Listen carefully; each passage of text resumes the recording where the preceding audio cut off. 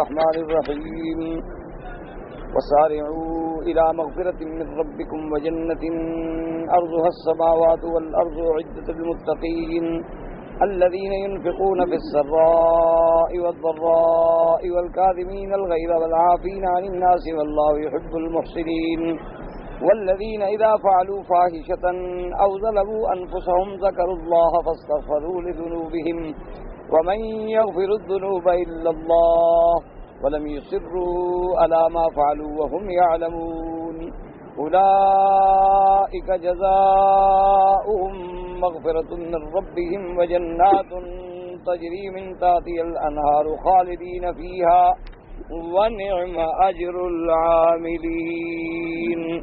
قال المؤلف والمفسر رحمه الله تعالى أدام النفع بعلومه وعلومكم في الدارين آمين. إلى أن قال قلنا يا رسول الله صلى الله عليه وسلم حدثنا عن الجنة ما بناؤها قال لبنة ذهب ولبنة فضة وملاتها المسك الأزفر وحصباؤها اللؤلؤ والياقوت وترابها الزعفران من يدخلها ينعم لا ييأس ويخلد لا يموت لا تبلى ثيابه ولا يفنى شبابه.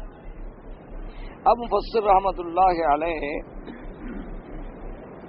اس آیت مبارک جس میں اللہ تبارک و تعالی نے ارشاد فرمایا کہ جو لوگ مسلمان ہیں، مومن ہیں، ایمان والے ہیں، ان سے اگر کبھی گناہ ہو جاتا ہے تو وہ گناہ پہ اڑے نہیں رہتے، گناہ پہ جم نہیں جاتے، بلکہ فوراً اپنے اللہ کی طرف رجوع کرتے ہیں توبہ کے ساتھ، فوراً توبہ کرتے ہیں. تو ایسے توبہ کرنے والوں کی توبہ جو ہے میں قبول کرتا ہوں اور ان کے گناہ جو ہے معاف کر دیتا ہوں، اور اللہ تبارک و تعالی اپنی رحمتوں سے ان کو جنت نصیب فرماتے ہیں. تو اسی ضمن میں حدیث سے مبارک بیان کر رہے تھے کہ صحابہ نے حضور پاک سے سوال کیا کہ حضور صلی اللہ علیہ وسلم ہمیں جنت کے بارے میں کچھ تفصیلات سے آگاہ فرمائیں کہ جنت جو ہے اس کی جو بنا ہوگی، عمارتیں ہوں گی، اس کی تعمیر کا میٹیریل کیا ہوگا. تو حضور نے فرمایا کہ وہ تو ایسے یعنی تیار ہوں گی کہ لبنۃ من ذہب و لبنۃ من فضۃ، یعنی ایک اینٹ جو ہے وہ خالص سونے کی ہوگی اور ایک اینٹ جو ہے وہ چاندی کی ہوگی، اس سے وہ بنا بنائی جائے گی. اور حضور صلی اللہ علیہ وسلم نے فرمایا کہ اس کے اندر جو سیمنٹ کے بجائے استعمال کیا جائے گا میٹیریل، وہ کیا ہوگا؟ المسک الازفر، یعنی مشک بھی ازفر، خالص مشک، وہ جو ہے وہ اس کے گارے کے کام آئے گی. اور اسی طرح حضور پاک نے فرمایا کہ اس کے اندر جو کنکریاں ہوں گی جیسے ڈالی جاتی ہیں اس صحن میں، تو وہ لولو اور یاقوت ہوں گے، وہ یہ پتھر نہیں ہوں گے. اور اس کی مٹی ایسی ہوگی جیسے زعفران ہے، یعنی خوشبو والی، جیسے زعفران میں خوشبو ہے تو ایسی اس کی مٹی جو ہے وہ خوشبوناک ہوگی. اور وہ جنت ایسی عظیم اور محبوب جگہ ہوگی کہ جو اس میں داخل ہوگا پھر کبھی اداس نہیں ہوگا، پھر کبھی اس سے تھک نہیں جائے گا. ورنہ دیکھیں نا جی، دنیا میں آدمی بڑے سے بڑے گھر بناتا ہے، بڑے بڑے محل بناتا ہے اور پھر اس کو سجاتا ہے، لیکن 2 سال 4 سال 5 سال 10 سال 20 سال کے بعد اس کو اکتا جاتا ہے. وہ کہتے ہیں اب اور جگہ بناؤ، یا اس میں تبدیلی کرو، اس کے رنگ بدلو، فلاں کرو، یہ کرو. جنت ایسا مقام نہیں کہ داخل ہونے والا کبھی اکتا جائے، کبھی اس کی طبیعت بھر جائے، یا کبھی وہ یہ سوچے کہ بھئی اب ہمیں کسی دوسری جگہ جانا چاہیے. نہیں، جنت کی نعمتیں ہی ایسی ہیں کہ ابد الآباد تک مومن رہیں گے لیکن کبھی ان کا دل نہیں بھرے گا. لا یبغون عنہا حولا، اور کبھی وہاں سے منتقل ہونے کی وہ خواہش بھی نہیں کریں گے اور چاہیں گے بھی نہیں. تو جنت جو ہے وہ ایک ایسی عظیم مقام ہے اور عظیم نعمت ہے. اور اسی لیے دیکھیں کہ اللہ تبارک و تعالی نے اس دنیا میں اپنے مومن بندوں کو جس نعمتوں سے روکا ہے اس کی حکمتیں ہیں کہ وہ ساری نعمتیں جو ہیں اللہ اس کو جنت میں عطا فرمائے. جیسے اب مومن کو دنیا میں سونے کا استعمال کرنا جو ہے وہ حرام ہے، یعنی کوئی مرد جو ہے وہ سونا نہیں پہن سکتا، چاہے وہ انگوٹھی کی شکل میں ہو یا قلم کی شکل میں ہو یا اینک کی شکل میں ہو یا کسی برتنوں کی شکل میں ہو، جیسے آج بڑے لوگ جو ہیں ان کے تو برتن اور ٹرے اور سیٹ جو ہیں وہ بھی سونے کے آتے ہیں، یا گھروں میں بھی وہ پلنگوں پہ سونا لگا دیتے ہیں، یا دروازوں پہ سونا لگا دیتے ہیں، کرسیوں میں سونا لگا دیتے ہیں، حمامات میں سونا لگا دے، یہ سب حرام ہے مردوں کے لیے، اس کا استعمال کرنا جو ہے وہ حرام ہے۔ صرف عورتوں کے لیے اجازت ہے، اور وہ بھی یعنی قدر استعمال، اس میں بھی اللہ کو یہ بات پسند نہیں ہے کہ کوئی حد سے تجاوز کرے، یعنی اس میں بھی تجاوز محبوب نہیں ہے، لیکن عورت کو بہرحال سونے کے زیور استعمال کرنے کی اجازت ہے۔ اسی طرح ریشم جو ہے وہ ممنوع ہے مردوں کے لیے، خالص ریشم، لیکن اللہ اب قیامت میں گھر بھی ایسے دیں گے کہ اس کی اینٹیں سونے کی بھی، اس نے دنیا میں میرا حکم مانا ہے اور استعمال نہیں کیا تو آج اس کو وہ ساری نعمتیں عطا فرما دیں۔ اسی طرح دنیا میں جو ریشم کو چھوڑا تو وہاں استبرق مل رہا ہے، اور ایسا جنت کا ریشم کہ جس کی کوئی مثال بھی نہیں مل سکتی دنیا میں۔ تو اس لیے اللہ تبارک و تعالی اپنے بندوں کو ہر وہ نے، اور منع بھی اسی لیے کیا ہے کیونکہ دنیا میں اس کا استعمال جو ہے وہ زینت کا سبب بنتا ہے، تفاخر کا سبب بنتا ہے، تکبر کا سبب بنتا ہے۔ آدمی تکبر میں مبتلا ہو جاتا ہے، میرے پاس دیکھو جی گھڑی بھی سونے کی ہے، اور پین بھی سونے کا ہے، اور اینک بھی سونے کی ہے، اور بریف کیس پر بھی سونے کی زیک لگی ہوئی ہے، اور کئی کئی چیزیں بنی ہوتی ہیں، تو آدمی کبر میں آتا ہے۔ لیکن جنت میں پہنچنے کے بعد تو نہ تکبر ہے، نہ حسد ہے، نہ حقد ہے، نہ غل ہے، نہ کوئی چیز ہے، اس لیے وہاں اللہ نے اپنے بندوں کے لیے یہ نعمتیں جو ہیں دائمی کر دی۔ اور دوسری بات یہ ہے کہ دنیا میں زوال نعمت کا خطرہ ہے۔ کیا معنی؟ نعمت مل گئی، چھن بھی تو سکتی ہے۔ آج ایک آدمی جو ہے وہ کاروباری ہے، کروڑوں پتی ہے، ہو سکتا ہے کل کو وہ بیچارہ کلاش ہو جائے اور سڑک پہ آ جائے۔ تو اب جب نعمتیں مل کے چھن جاتی ہیں نا، پھر وہ آدمی کے لیے بڑا مشکل مقام ہو۔ اس لیے حضور پاک نے صلی اللہ علیہ وسلم نے، میرے آقا مدنی سرکار نے پناہ مانگی ہے کہ نعوذ باللہ من الحور بعد القور، کہ یا اللہ عزت دینے کے بعد ذلت کا منہ نہ دکھا۔ اسی طرح حضور نے ایک خاص دعا سکھلائی ہے، اللہم انی اعوذ بک عن زوال نعمتک وتحول عافیتک وفجعت نقمتک وجمیع سخطک۔ یا اللہ میں پناہ مانگتا ہوں کہ تیری نعمتیں مجھ سے پھر جائیں، کہ مجھے نعمتیں دے دو اور پھر ہٹا دو، مجھے صحت دے دو اور پھر بیمار کر دو، یا مجھے اللہ تبارک و تعالی آپ اپنی ناراضگی اور غصے میں پکڑ لو، میرا اللہ مجھے پناہ عطا فرما دو۔ کیوں؟ غریب اگر امیر بن جائے تو ٹھیک، کوئی مشکل نہیں، لیکن اگر کوئی امیر آدمی عزت کے ساتھ زندگی گزارنے والا نیچے آ جائے تو پھر اس کو زندگی گزارنا بڑا مشکل ہو جائے۔ تو اس لیے اللہ نے اپنے محبوب لوگوں کے لیے دنیا میں ان نعمتوں کو پسند ہی نہیں کیا۔ اللہ کو یہاں دنیا میں یہ چیزیں پسند ہی نہیں، اس لیے اپنے محبوب لوگوں کو نہیں دی۔ کبھی کبھی دی ہیں تو دکھانے کے لیے کہ میں قادر ہوں، میں چاہوں تو دے دوں۔ سلیمان علیہ السلام کو میں نے نہیں دے دیا، یوسف علیہ السلام کو میں نے مصر کا بادشاہ نہیں بنا دیا قید سے نکال کے، میں قادر ہوں، لیکن میں اپنے محبوبوں کے لیے یہ چیز پسند نہیں کرتا۔ ان کو یہ نعمتیں میں اس عالم میں دوں گا کہ پھر کبھی فنا ہوں گی نہیں، پھر ان سے کبھی وہ نعمتیں نہیں چھن جائیں گی کہ انہیں ڈر لگے کہ پتہ نہیں کل رہے گی یا نہیں رہے گی، کل یہ نعمت میرے پاس ہوگی یا نہیں ہوگی، یا نہیں پھر ایسی نعمتیں دوں گا کہ فرمایا جن پہ کبھی خنا نہیں ہوگی، فرمایا لباس ایسا ہوگا کہ جو وہ سیدھا نہیں ہوگا، اور جوانی ایسی ہوگی کہ جس پہ پھر کبھی بڑھاپا نہیں آئے گا۔ اب دیکھیں نا جی، آدمی جوان ہے لیکن بڑھاپے کا فکر تو لگا ہوا ہے نا کہ کل کیا ہوگا، پرسوں کیا ہوگا، پھر جب ہم بوڑھے ہو جائیں گے تو کیا ہوگا پتہ نہیں۔ اس وقت اولاد بھی وفا کرے گی یا نہیں کرے گی، اس وقت کوئی دوست بھی ہمیں پوچھے گا یا نہیں پوچھے گا کس حال میں ہم پڑے ہوں گے، تو آدمی کو فکر ہے۔ لیکن اللہ نے فرمایا جنت میں ہم ایسا شباب دیں گے کہ پھر بڑھاپا آئے گا نہیں، ایسا لباس دیں گے کہ وہ بوسیدہ نہیں ہوگا، اور ہمیشہ کے لیے جنت میں رکھیں گے، ایسی زندگی دیں گے کہ پھر موت نہیں آئے گی۔ یخلد ولا یموت، یعنی ایسی زندگی جو ہمیشہ رہنے والی، ایسا لباس جو ہمیشہ رہنے والا، ایسی جوانی جو ہمیشہ رہنے والی۔ تو یہ جنت کی نعمتیں ہیں اور یہ جنت کے انعامات ہیں۔ فرمایا ثلاثۃ لا ترد دعوتهم، الامام العادل والصائم حتى يفطر ودعوة المظلوم تحمل على الغمام وتفتح لها ابواب السماء ويقول له الرب وعزتی لانصرنک ولو بعد حین. اور میرے آقا سرکار مدینہ صلی اللہ علیہ وسلم آپ نے ارشاد فرمایا کہ ثلاثۃ، تین شخص ایسے ہیں کہ جن کی دعا کو اللہ کبھی رد نہیں فرماتے. فرمایا الامام العادل، یعنی ایسا بادشاہ جو عدل کرنے والا ہو، انصاف کرنے والا بادشاہ. اگر امام عادل ہے، بادشاہ عادل ہے، تو اس کی بھی دعائیں جو ہے پھر ایسی منظور ہوتی ہیں کہ وہ کبھی خالی نہیں جاتی. اسی طرح فرمایا کہ امام عادل کے بعد دوسرا آدمی جس کی دعا منظور ہوتی ہے الصائم حتی یفطر، وہ روزے والا جس نے روزہ رکھا ہوا ہے جب تک کہ افطار نہ کر لے، روزے کی حالت میں بھی جو دعا مانگے قبول ہوتی ہے.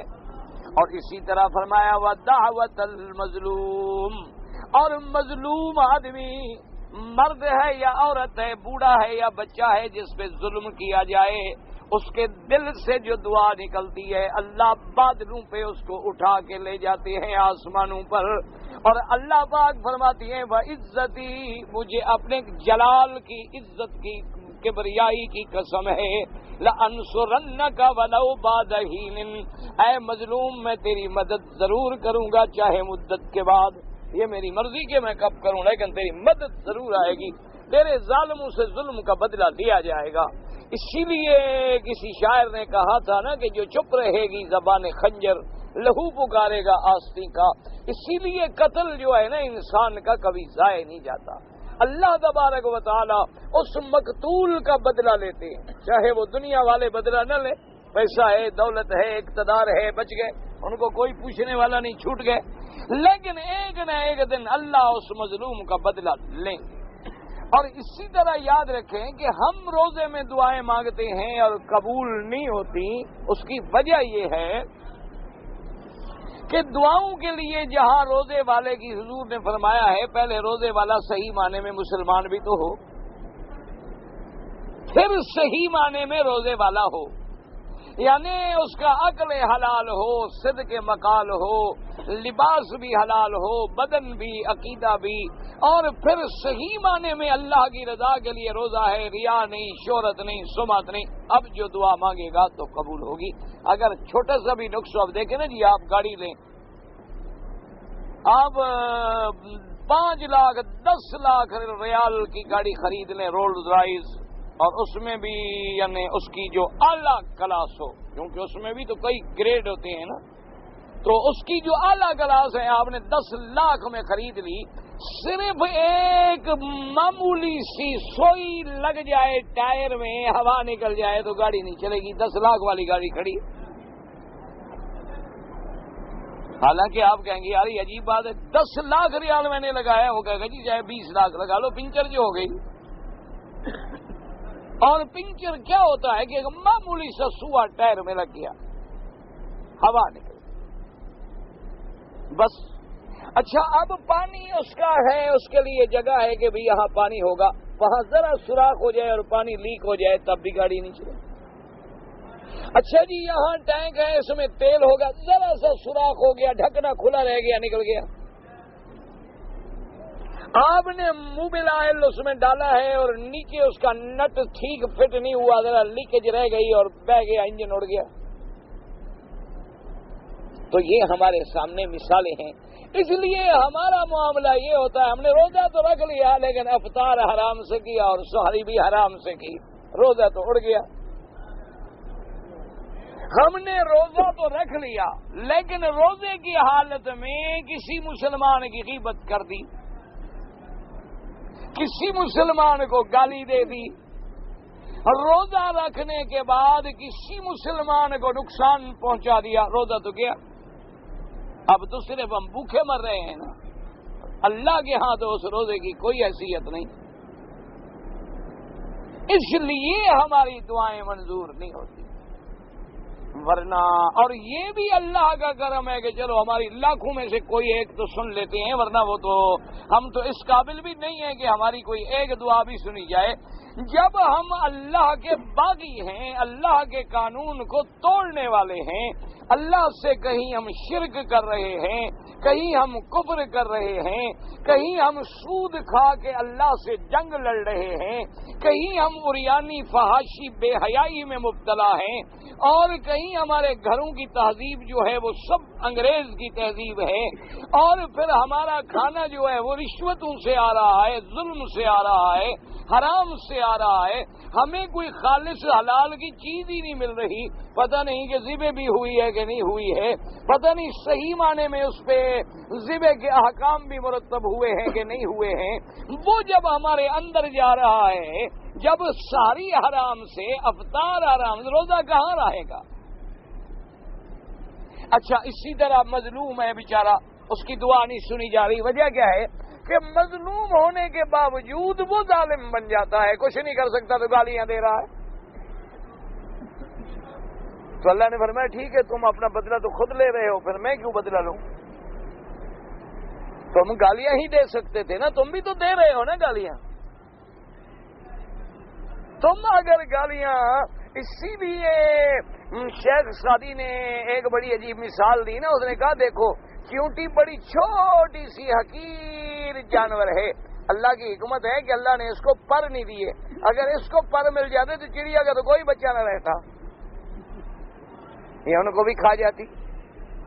کیا مانا ہم مظلوم کیوں ہیں کہ ہم کمزور ہیں، اگر وہی طاقت ہمیں دے دی جائے تو پتہ نہیں ہم اس ظالم سے بھی بڑھ جائیں۔ ہم یہاں بیٹھ کے بڑا اعتراض کرتے ہیں کہ جی فلاں سرمایہ دار اور فلاں سرمایہ دار اور فلاں سرمایہ دار اور فلاں صنعتکار اور فلاں ملانر یہ کرتا ہے، اتنی دولت ہمیں مل جائے تو خدا جانے ہم کیا کریں، پتہ نہیں ہم کتنی حدود پھلانگ جائیں۔ ہم کہتے ہیں نا جی دیکھو جی عربوں کا دماغ خراب ہو گیا، پیسہ آ گیا، پیسہ آ گیا، پیسہ آ گیا۔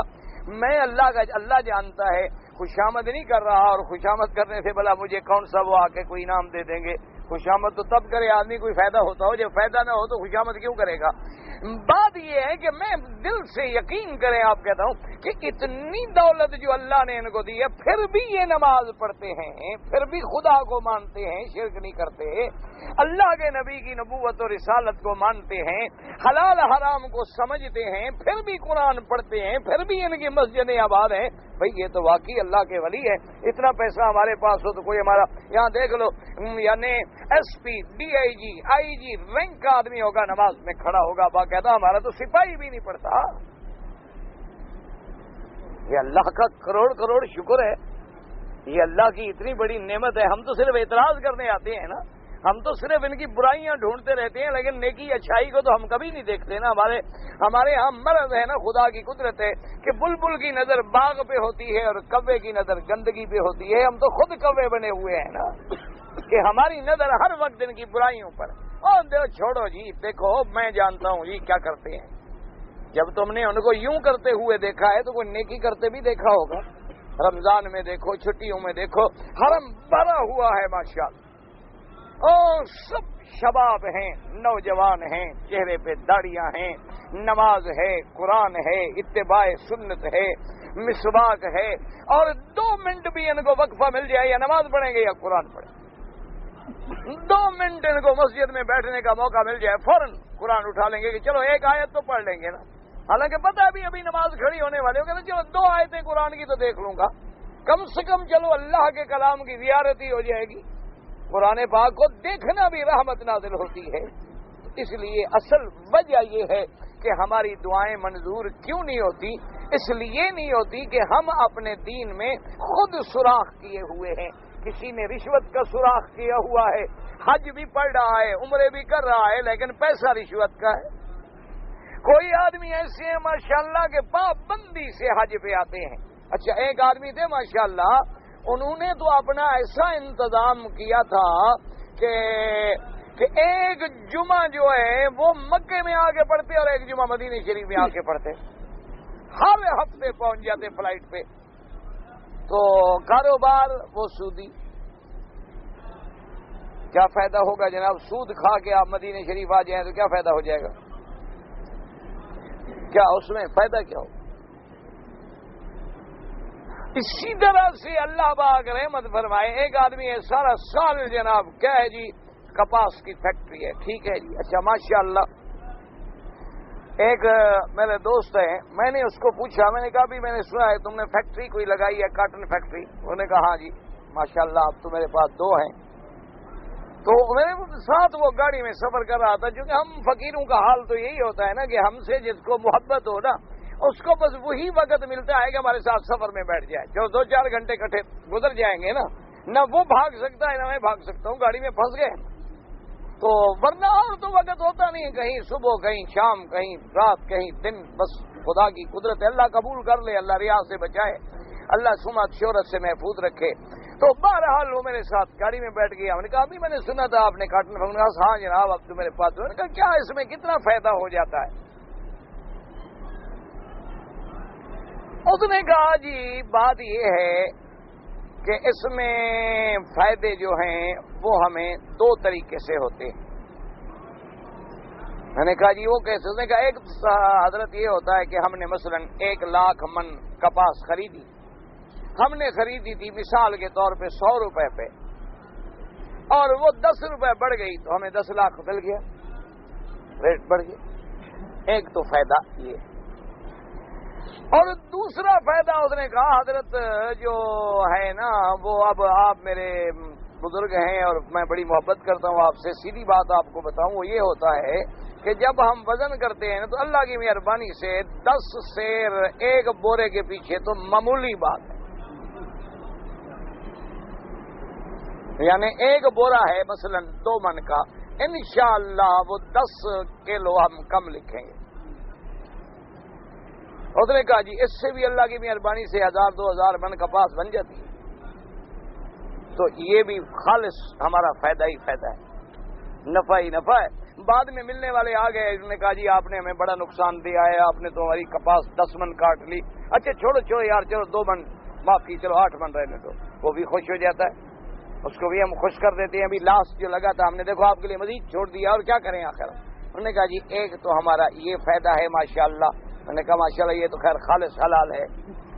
تو اس نے کہا جی تیسرا فائدہ یہ ہوتا ہے کہ ہم نے اپنی فیکٹری اور اس میں جو مال ہے وہ انشور کرایا ہوتا ہے انشورنس کمپنیوں سے، اور مثال کے طور پر ہماری انشورنس ہے 20 لاکھ کی، تو ہم یہ کرتے ہیں کہ ان افسران سے مل جاتے ہیں، اور جب ہمارا گندا مال آخر میں آگے بچتا ہے نا کوئی 50-60 ریاضت 150 من، اس کو ہم خود آگ لگوا دیتے ہیں، اور پھر کیس بنا کے ہم 20 لاکھ لے لیتے ہیں، 5 ان کو دے دیتے ہیں، 15 پھر ہمیں بچ جاتا ہے۔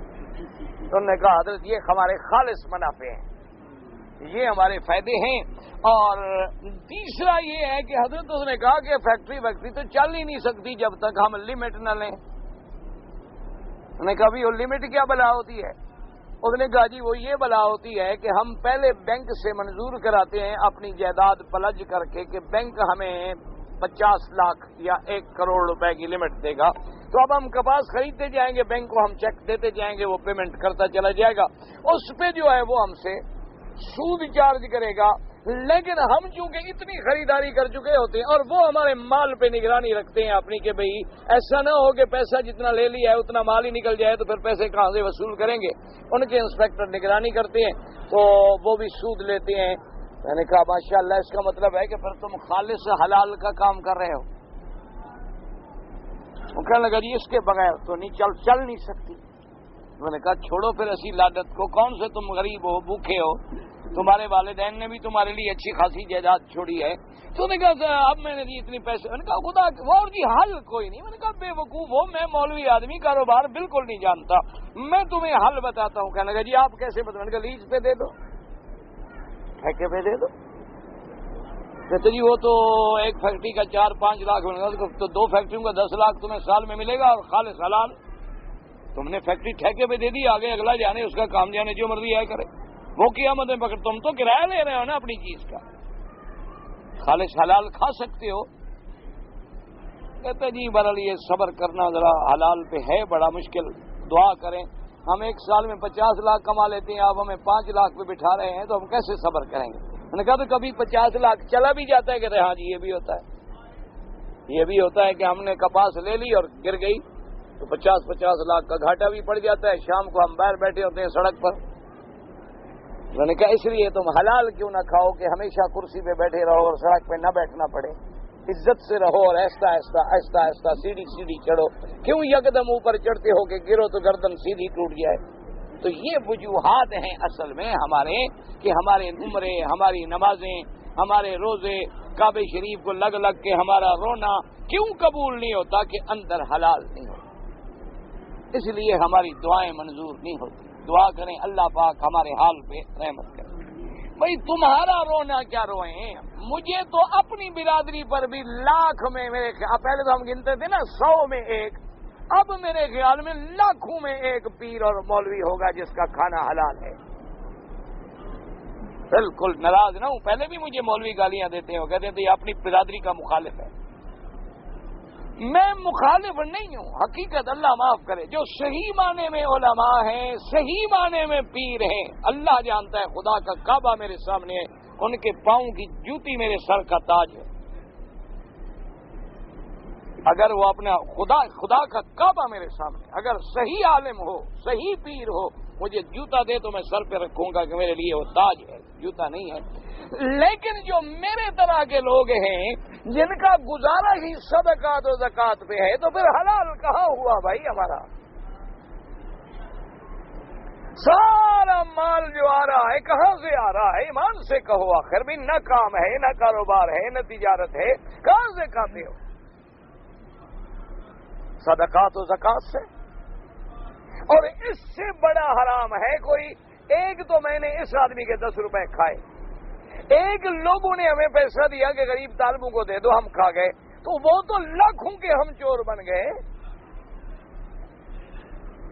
لوگوں نے اعتبار کیا کہ مدرسہ ہے، مسجد ہے، مولوی صاحب ہیں، عالم ہیں، بزرگ ہیں، ان کے پاس بہت طالب ہیں، غریب ہیں، ان کو پتہ ہوگا کون غریب ہے، کون مستحق ہے، کون کیسا ہے۔ وہ آئے جناب 10,000 ریال دے گئے۔ آج بڑا شریف ترین جو مولوی ہے نا، وہ 10,000 میں 1,000 خیرات کر دیتا ہے، 9,000 اس غریب کے اپنے پیٹ پہ لگتا ہے۔ یہ جتنی تمہارے ملک میں زکوٰۃ ملتی تھی نا، میں اللہ کے کعبے میں بیٹھ کے کہہ سکتا ہوں کہ وہ آدھی بھی صحیح نہیں استعمال ہوتی۔ پہلے تو جناب کلرک کہتا ہے کہ 10% مجھے دو تو چیک ملے گا۔ پہلے تو وہ مسکین بیٹھے ہیں نا زکوٰۃ کے مستحق، چیک دینے والے افسر، وہ کہتے ہیں کہ جناب آپ نے 1 لاکھ کا چیک آیا ہے آپ کے مدرسے کا، 10,000 روپے ہمیں دے دیں، اپنا لاکھ کا چیک لے جائیں۔ وہ بھائی اللہ کے بندے جناب سر یہ تو زکوٰۃ ہے۔ اس نے کہا مولوی صاحب ہمیں پتہ ہے، تمہارا مدرسہ کہاں ہے؟ تمہارا مدرسہ بھی ہم نے دیکھا ہوا ہے، سڑک پہ بورڈ لگائے، ایک بندہ بھیک مانگنے کے لیے جھنڈی لے کے کھڑا ہے، اور ہے تو کچھ نہیں اندر۔ جب تم نے 90 حرام کھانا ہے تو 10 ہمیں بھی کھانے دو۔ ٹھیک ہے جناب میں دے دوں گا بعد میں۔ نہ حضرت، مولوی اور پھر آگے دے جائے، یہ سوال ہی پیدا نہیں ہوتا۔ آپ مہربانی کر کے ہمارا 10,000 پہلے لے آئیں، نقد شریف دھلے ہوئے نوٹ زمزم کے ساتھ، اور عین لفافے میں ڈال کے اور بغل میں کتاب شریف کے اندر رکھ کے آپ ہمیں پیش کریں کہ حضرت یہ نئی کتاب آئی ہے، ہم نے آپ کو ہدیہ دینا ہے، ہم سمجھ جائیں گے کہ اندر ہے، پھر ہم آپ کو چیک دیں گے۔ اب 10,000 رشوت دے کر جو چیک لے رہا ہے، ایمان سے کہو وہ زکوٰۃ تقسیم کرے گا؟ اگر وہ سچا ہو، وہ کہے گا دفع کرو، میں نہیں لیتا، میں کیوں لوں، میں کیوں 10,000 روپیہ دوں رشوت حرام؟ دیتے ہو دے دو، نہیں دیتے ہو دفع ہو جاؤ، مجھے کیا ضرورت؟ وہی دے گا جس کو پتا ہے کہ میں نے بھی آگے ایک حافظ بٹھایا ہوا ہے جی الحمدللہ، جس کو سب کو جاتا ہے قرآن نہیں آتا۔ کیوں؟ آخر کم تنخواہ پہ ایسا مال ملے گا نا بھائی۔ دیکھو جی اچھا کاری ڈھونڈو گے وہ تو کم سے کم 3,000 روپے تنخواہ مانگے گا۔ ہم بھی تو ڈھونڈ کے نلائق حافظ لائیں گے نا۔ 7 سال کے بعد جو پوچھو کہ ہمارے بچے نے کتنا پڑھا ہے، وہ کہتے جی 7ویں پارے میں پہنچ گیا ہے، 7 سال میں 7ویں پارے میں پہنچا ہے۔ اچھا یاد ہے کہتے جی منزل کچی ہے، کوشش کر رہے ہیں۔ جب استاد کو نہیں آتی تو شاگرد کو کہاں سے آئے گی؟ یہاں جتنے تحفیظ القرآن کے مدارس ہیں، الحمدللہ ثم الحمدللہ ثم الحمدللہ، عصر سے لے کر عشاء تک ان کا وقت ہے، سارا دن نہیں ہے، صرف عصر کی نماز سے عشاء تک کا ٹائم ہے۔ اور بچے پہلے 1:30 بجے یا 2 بجے اپنے سکولوں سے آتے ہیں، وہاں سارا دن وہ پڑھ کے آتے ہیں تھکے ہوئے، گھر میں کھانا کھائیں گے، پھر دوڑیں گے عصر کی نماز میں، حرم میں آ جائیں گے یا مسجد میں جائیں گے، وہاں تحفیظ القرآن ہے۔ اچھا، عصر کی نماز کے بعد شروع ہوگا درمیان میں مغرب کی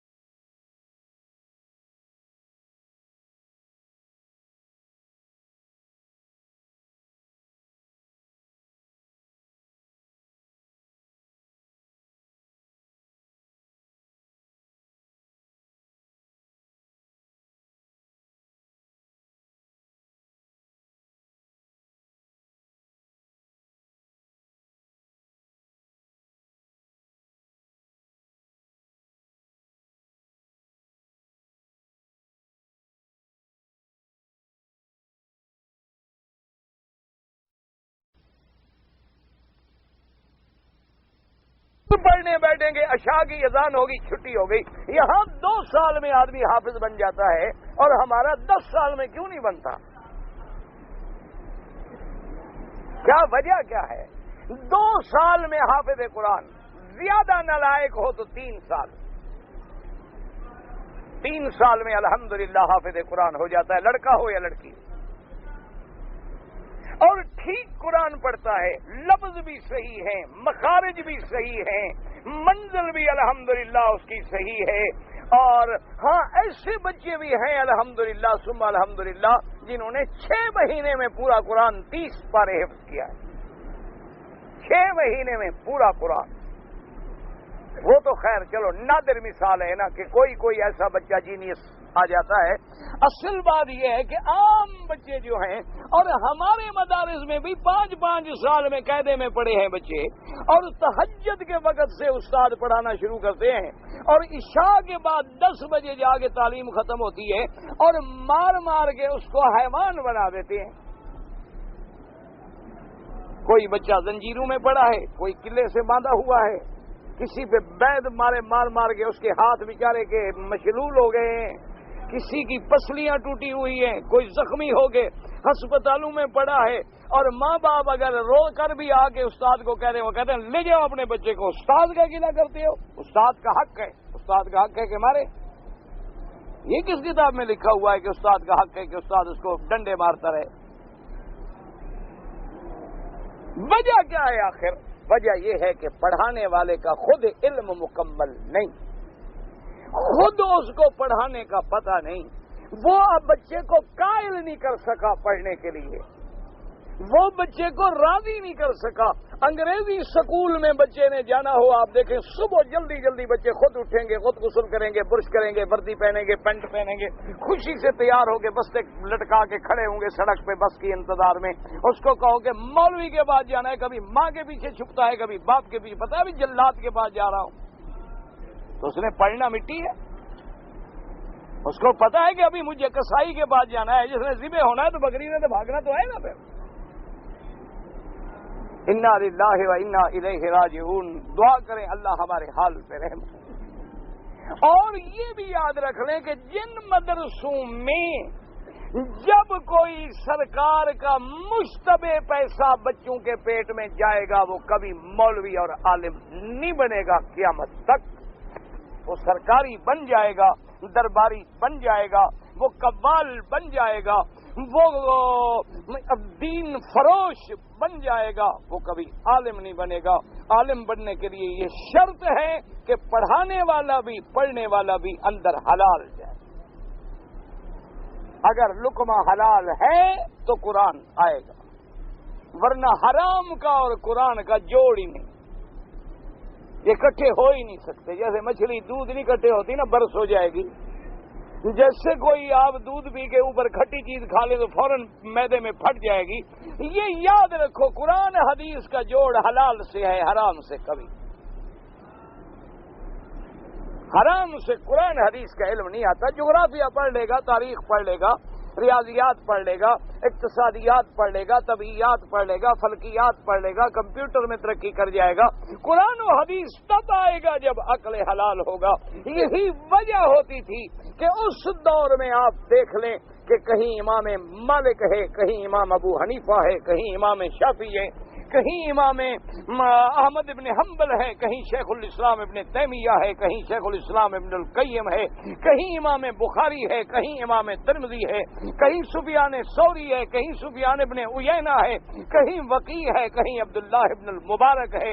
وہاں دیکھیں وجہ کیا تھی کہ عقل حلال تھا۔ جب سے ہمارا مال حرام ہو گیا، یونیورسٹیاں بڑھ گئیں لیکن ایک امام بھی پیدا نہیں ہو۔ مدارس بڑھ گئے، یونیورسٹیاں بڑھ گئیں، لیکن بتائیں آج کوئی ایک یونیورسٹی دعویٰ کرے کہ ہم ابن تیمیہ پیدا کر چکے ہیں؟ ایک یونیورسٹی کوئی دعویٰ کرے کہ ہم نے ایک امام احمد ابن حنبل بنایا ہے؟ وجہ کیا ہے؟ کتابیں وہی ہیں۔ اور پہلے دور میں تو مشکل تھی کہ ہمارے یہاں ایک بہت بڑے عالم تھے، فوت ہو گئے، اللہ ان کی قبر پہ رحمت فرمائے، تو وہ کہتے تھے کہ جب ہم پڑھتے تھے ایک نسخہ تھا بخاری شریف کا، ہم جتنی طالب تھے اسی ایک کتاب پہ پڑھتے تھے، دوسری کتاب ہی کوئی نہیں۔ نے کہا ایک بخاری شریف کا نسخہ تھا، صرف ایک، اور ہم 20-25 طالب علم تھے، بس وہی درمیان میں رکھ لیتے تھے۔ مطالعے کے وقت بھی ہم نے نمبر لگائے ہوئے تھے کہ تم دیکھ لو، پھر میں دیکھوں گا، پھر وہ دیکھے گا، پھر وہ دیکھے گا، پھر وہ دیکھے گا، اس طرح گزارا کرتے تھے۔ لیکن وہ عالم جلیل بنے۔ آج طالب 20 ہیں، بخاری کے نسخے 40 رکھے ہیں لائبریری میں، لیکن آتا کسی کو کچھ نہیں۔ الحمدللہ، اللہ کا شکر ہے، جس سے بھی پوچھ لو اس کو بخار تو آتا ہے، بخاری شریف نہیں آتی۔ بخار اس کو 104 کا آتا ہے، 1 منٹ میں آپ کو گالی دے دے گا فوراً، لیکن بخاری شریف نہیں آئے گا۔ بس دعا کریں آپ ہمارے لیے، ہم آپ کے لیے، شاید آپ کی دعائیں لگ جائیں۔ ہماری دعاؤں کو تو بھی حال پتلا ہے، ویسے ہم کرتے ضرور ہیں، لیکن چونکہ ہم گناہگار ہیں، اندر ٹھیک نہیں ہے، اس لیے ہماری دعاؤں کا تو حال ہے پتلا۔ بہرحال تم اللہ کے دروازے پہ آئے ہو، مسافر ہو، کوئی ایک اللہ والے کی وجہ سے کام بن جائے تو اس لیے دعا کیا کریں، اللہ پاک چلائیں گے۔ ورواه الترمذي وابن ماجه من وجه آخر من حدیث سعد به ويتأكد الوضوء وصلاة ركعتين عند التوبة۔ انہوں نے ایک روایت میں امام ترمذی اور ابن ماجہ رحمۃ اللہ علیہم نے نقل کی ہے کہ اگر کوئی آدمی توبہ کرنا چاہے، انہوں نے کہا کہ ٹھیک طریقے سے وضو کرے، تاکید کر لے کہ مجھے وضو ہے کہ نہیں، اگر نہیں تو یعنی پکا وضو کر لے، صحیح معنی میں وضو کر لے، اور اس کے بعد 2 رکعت پڑھے نماز اسی نیت سے کہ یا اللہ میں اپنے گناہوں سے توبہ کرنا چاہتا ہوں، اس کے بعد اللہ کے دروازے پہ توبہ کرے۔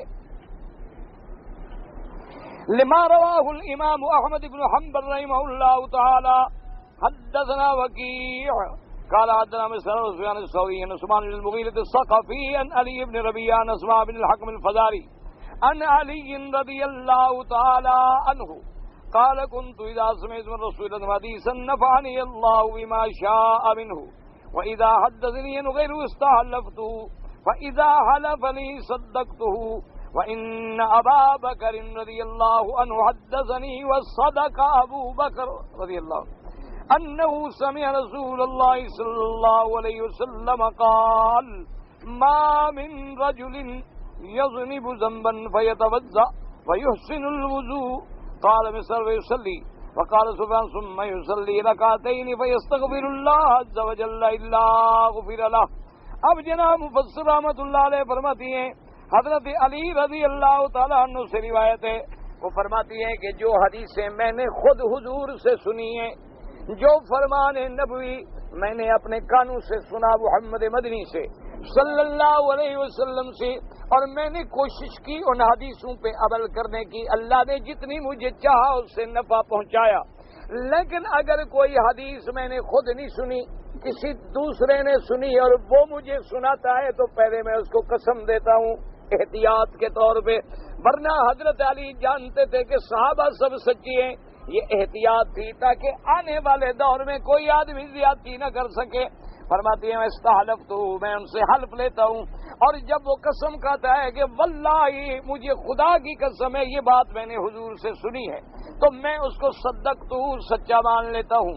فرماتی ہے کہ ایک دن مجھے حضرت ابو بکر نے رضی اللہ تعالیٰ عنہ نے حدیث بیان کی، وصدق ابو بکر، ابو بکر سچا، حضرت علی کہتے ہیں سچا، ملنگ کہتے ہیں جھوٹا، کس کی مانے بھائی؟ حضرت علی فرماتے ابو بکر تو سچا ہے، اس کی بات تو ضرورت ہی نہیں نہ قسم لینے کی یا پوچھنے کی۔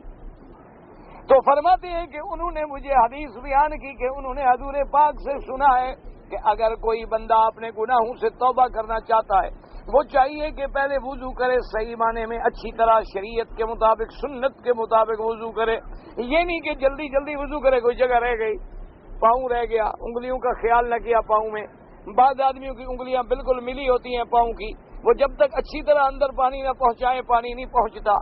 اچھا بعض اوقات کوئی چیز اوپر لگی ہوئی ہوتی ہے، آدمی خیال نہ کرے، وہ نہ اتاری، پانی نہ پہنچا، صاف نہ کیا، فَيُحْسِنُ الْوُضُوء، وہ خوبصورت وضو کرے، یعنی سنت کے مطابق، سنت کے مطابق وضو کرنے کے بعد، اور آگے روایت میں آتا ہے کہ یصلی، پھر وہ 2 رکعتیں نماز نفل پڑھے نیت توبہ کے ساتھ، پھر توبہ کرے تو اللہ تبارک و تعالیٰ اس کے گناہ معاف کر دیتی ہیں، اللہ تبارک و تعالیٰ اس کی توبہ کو قبول فرما لیتے ہیں۔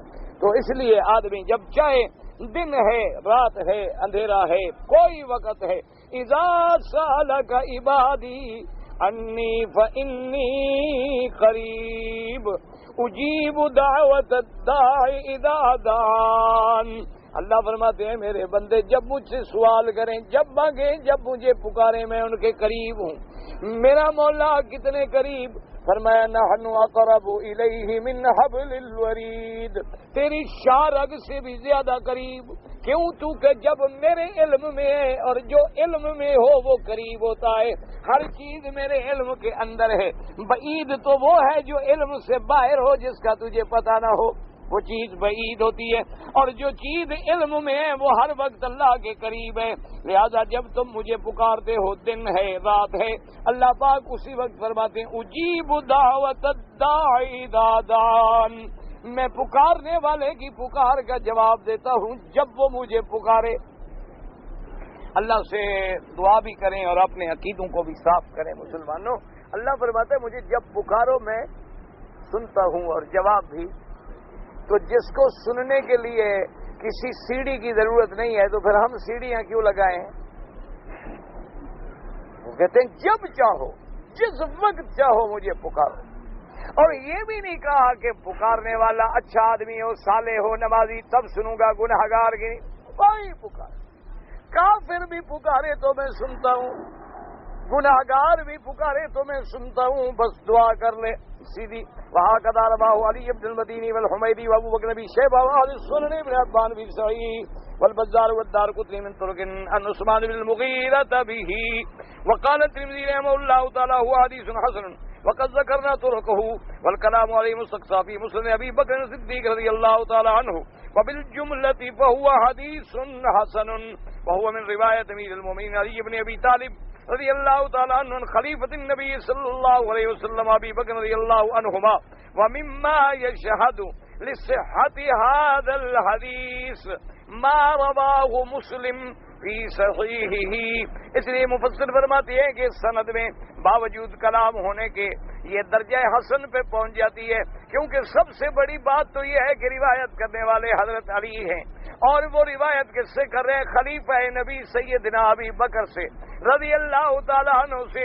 اور پھر اس روایت کی شہادت کے لیے اور حدیثیں بھی موجود ہیں، ان میں سے ایک حدیث وہ ہے جس کو امام مسلم رحمۃ اللہ علیہ نے نقل فرمایا ہے، اور وہ حدیث یہ ہے امیر المؤمنین عمر بن الخطاب رضی اللہ تعالیٰ عنہ عن النبی صلی اللہ علیہ وسلم قال ما منکم من احد يتوضأ فيبلغ أو فيسبغ الوضوء ثم يقول أشهد أن لا إله إلا الله وحده لا شريك لك وأشهد أن محمدا عبده ورسوله إلا فتحت له أبواب الجنة الثمانية يدخل من أيها شاء.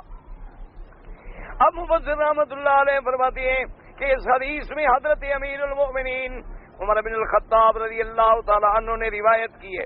حضور پاک نے فرمایا تم میں سے کوئی بندہ وضو کرے پھر اچھی طرح وضو کرے, ٹھیک ٹھیک اعضاء کو پوری طرح پانی پہنچائے سنت کے مطابق وضو کرنے کے بعد جب وہ یہ کہتا ہے اشہد ان لا الہ الا اللہ واشہد ان محمدا عبدہ ورسولہ, اور اس میں اشہد ان لا الہ الا اللہ وحدہ لا شریک لہ واشہد ان محمدا عبدہ ورسولہ.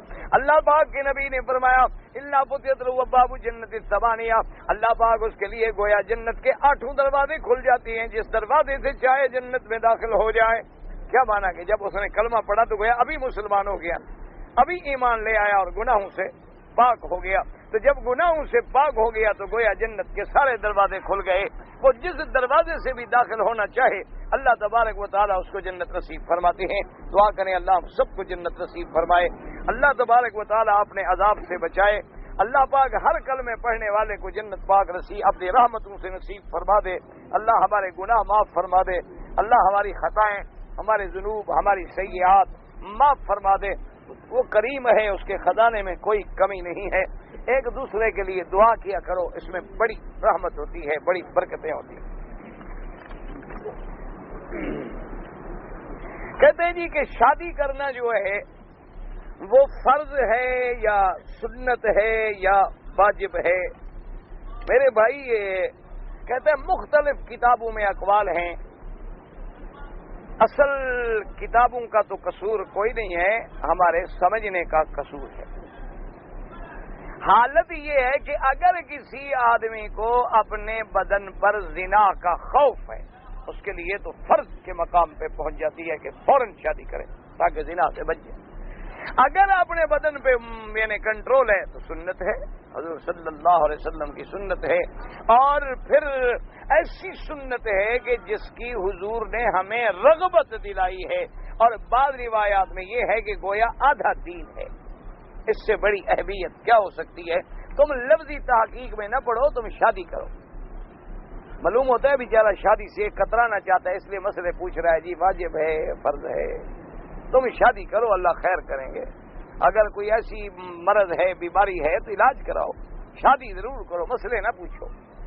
حضور صلی اللہ علیہ وسلم کا جب حکم ہے کہ یا معاشر الشباب من استطاع منکم الباءۃ فلیتزوج, آپ نے فرمایا نوجوانوں جو تم میں طاقت رکھتا ہے شادی کرنے کی فوراً شادی کرے.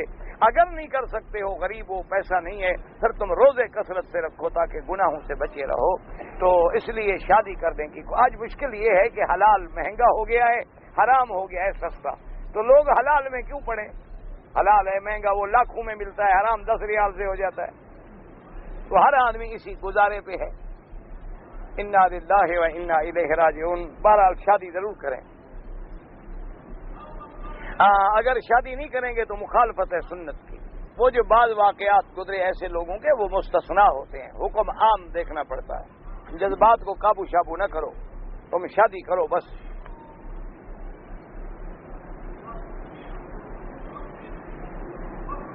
بعض کمیٹی والے جو ہیں لوگوں سے چیزیں چھین کے دیتے ہیں کسی کو, پھر وہ خیرات کر دیتے ہیں. بہرحال گزارش یہ ہے کہ یہ ایسی چیزیں خیرات کرنا غصب کی ہوئی جو ہیں وہ جائز نہیں ہوتی. ہاں ایک بات یہ ہے کہ ہم نے بھی قانون کو توڑا ہے, انہوں نے ہمیں ہدایت کی ہوئی ہے کہ یہ حرکت نہ کرو, پھر ہم کرتے ہیں تو ہم بھی تو مجرم ہیں. تو ہمیں بطور سزا وہ یہ دیتے ہیں, اور پھر اس مال کو بجائے خود کھا جانے کے وہ بھی غریبوں کو دے دیتے ہیں تاکہ بھی ہم خود تو نہ کھائیں. یہ بھی تو بڑی اچھی بات ہے, اس کا حل کوئی نہیں. ہاں اگر تم صحیح کام کر رہے ہو اور انہوں نے ناجائز چھینا ہے تو یہ حرام, یہ ظلم ہے, نہ اس کے خیرات میں کوئی ثواب ہے.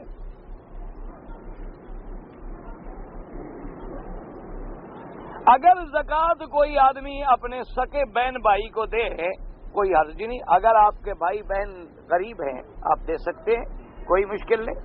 اور ان کو بتانے کی بھی ضرورت نہیں ہوتی کہ بھی یہ زکوٰۃ ہے, کوئی ضرورت, تمہاری دل میں نیت ہے زکوٰۃ ہے, بس چپ کر کے دے دو.